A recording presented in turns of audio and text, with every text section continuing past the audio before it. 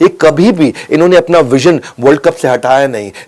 कपिल देव के बाद ये चाहते थे वर्ल्ड कप लाना, 2007 में हार गए, सबको लगा रिटायरमेंट का टाइम आ गया, उम्र बढ़ गई, क्विट नहीं किया, लगे रहे। और हिस्ट्री आप इतिहास जानते हैं, जो बात आ गई साहस पर तो यमराज से भी टकराऊंगा, मुसीबत चाहे जितनी आए लक्ष्य को खींच लाऊंगा। ये लेके आए वर्ल्ड कप भारत देश में दोबारा। ऐसे सिद्धांतवादी व्यक्ति, इतने ईमानदार व्यक्ति, इन्होंने जब 1990 में पहला टेस्ट सेंचुरी मारा, 119 नॉट आउट, ये मैन ऑफ द मैच बने। इनको शराब की बोतल गिफ्ट करी, उस समय शैंपेन की बोतल गिफ्ट करी गई थी, लेकिन तब ये 17 साल के थे। इन्होंने खोली नहीं बोतल। सबने बोला अरे प्राइवेट पार्टी, अरे कमरे की बात है, लगा ले, क्या दिक्कत है। लेकिन तेंदुलकर ने खोली नहीं बोतल। और किसी को नहीं पता था 17 साल के, बाद में पता चला 17 साल के कारण नहीं खोले। ये प्राइवेट पार्टी की जा सकती थी, पर उन्होंने वेट किया जब तक लीगल उम्र नहीं हुई। इनको लगता था मैं लीगल नियम नहीं तोड़ूंगा।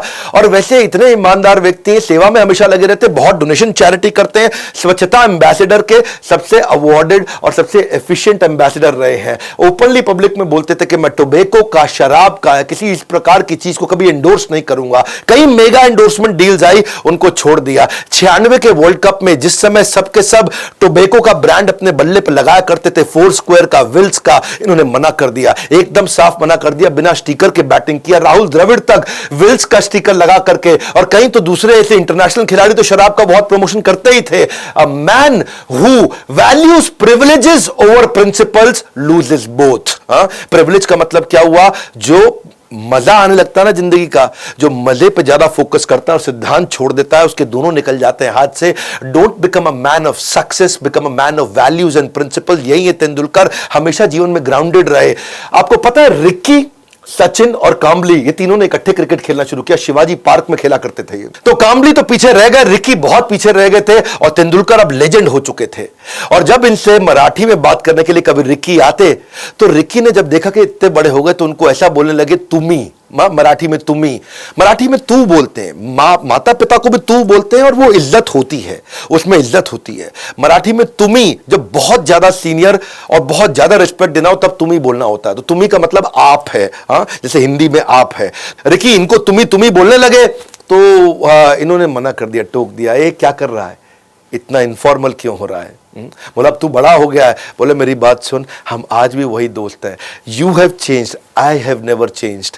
ऑस्ट्रेलिया के टूर में 2007 में इन्होंने एक इंडियन टैक्सी ड्राइवर को लिया। अगली कहानी सुनो। और वो इंडियन टैक्सी ड्राइवर इनकी बहुत सेवा में जुट गया था। बहुत बारिश आई, तेंदुलकर सड़क पर निकले, तो उसने अपनी जैकेट उतार के टैक्सी ड्राइवर ने तेंदुलकर को दे दी। तेंदुलकर इतना इंस्पायर्ड हो गए उससे, इतना इंस्पायर्ड हुए, इतना टच्ड फील किया उन्होंने, कि उन्होंने जाके बाजार से एक नई डिजाइनर जैकेट खरीदी और उसको गिफ्ट किया। अपने मैच की एक टी शर्ट ली, उसको न केवल खुद साइन किया, बल्कि बाकी 10 खिलाड़ियों से भी उस मैच के, उनसे भी ऑटोग्राफ दिलाया, मैच के पासेस दिए। ये हमेशा, इसको कोई इज्जत दे तो बहुत बढ़ा के इज्जत देते हैं। कहते हैं कि पहाड़ चढ़ते वक्त ये सीखने को मिलता है, जब ऊंचा बढ़ना हो तब झुकना पड़ता है, और ये हमेशा झुकने को तैयार रहते हैं। इनकी हम्बलनेस, इनकी गुड बाय स्पीच, वो सुन लेना, ना आंख में आंसू आ जाए। पूरा स्टेडियम रोया था उस दिन। अपने पिता के बारे में बोले कि उनकी गाइडेंस के बिना में कुछ नहीं था। My father, without his guidance, I don't think I would have been standing here in front of you. So I miss him today.